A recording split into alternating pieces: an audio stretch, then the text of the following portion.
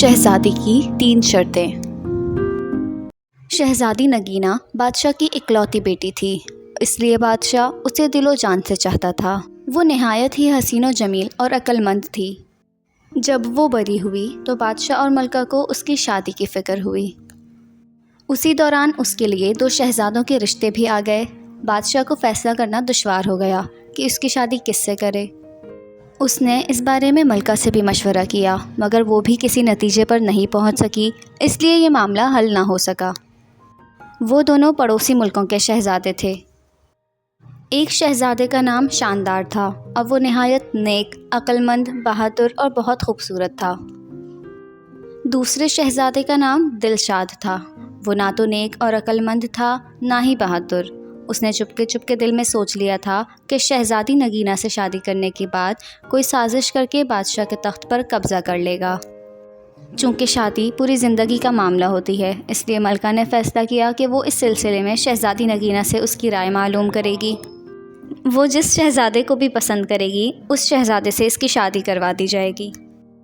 जब उसने दोनों शहज़ादों के बारे में सारी मालूमात बताकर शहजादी नगीना से उसकी पसंद पूछी तो वो बोली, अम्मी, आपने मेरी तरबियत कुछ इस तरह से की है कि मैं आपके और बाबा जान के फ़ैसलों पर सर झुकाने वाली लड़की बन गई हूँ। आप जहाँ भी कहेंगी और जिससे भी कहेंगी मैं शादी कर लूँगी। मलका ये बात सुनकर बहुत खुश हुई। उसने शहजादी नगीना को गले से लगाया और बहुत प्यार किया। तुम्हारे लिए 2 शहजादों के रिश्ते आए हैं, जिनकी तफसील हम तुम्हें बता चुके हैं।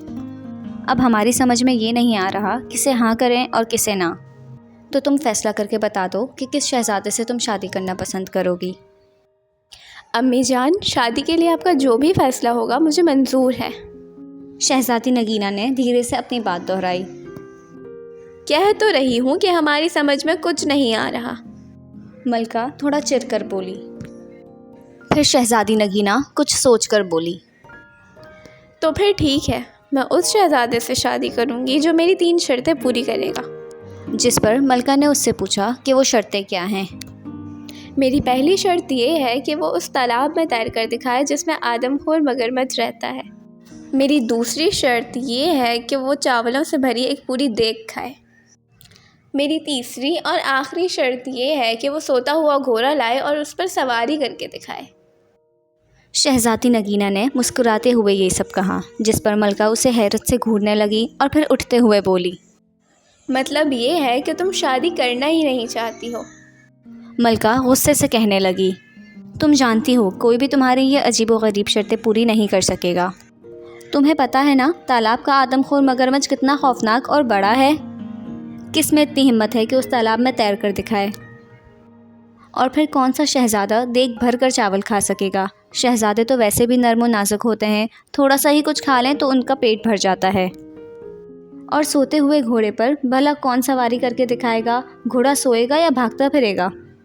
मलका की बातें सुनकर शहज़ादी मुस्कुराने लगी। शहज़ादी को मुस्कुराता देखा तो मलका को थोड़ा गुस्सा आया और वो गुस्से में उठकर बादशाह के पास चली गई और उनसे उनकी लाडली बेटी की शिकायत की। सारी बातें सुनकर बादशाह के चेहरे पर मुस्कुराहट फैल गई और उन्होंने कहा, मलका, आप शायद भूल गई हैं, आपने भी तो अपनी शादी के लिए 3 शर्तें रखी थी। बहुत सारे शहजादे उन शर्तों को पूरा करने में नाकाम रहे थे, मगर इन्हें हमने पूरा करके दिखाया था कि नहीं। मलका को पुरानी बातें याद आ गईं। उन्हें सोचकर वो मुस्कुराने लगी और बोली, अम्मी हुजूर मेरी शादी अपनी बहन के बेटे से करना चाह रही थी और वो मुझे बिल्कुल पसंद नहीं था, इसलिए मैंने वो शर्तें रखी थी। फिर मेरी शर्तें तो हिम्मत और जवाबमर्दी वाली थी। एक आदमखोर शेर को खंजर से मारना था जिसने कई इंसानों को अपना निवाला बनाया था। मासूम लोगों को लूटने वाले डाकुओं को गिरफ्तार करना था जिन्होंने गरीबों की ज़िंदगी अजीरन कर दी थी।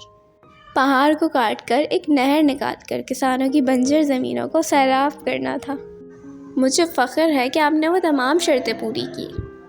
फिर थोड़ी देर खामोश रहने के बाद मलका ने कहा, पहले मेरी समझ ये नहीं आ रहा था कि शहज़ादी की शादी किससे करें।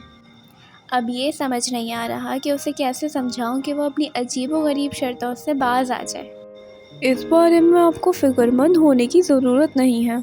ہماری شہزادی چاہتی ہے کہ ان کا شوہر بہادر ہونے کے ساتھ ساتھ عقل مند بھی ہو۔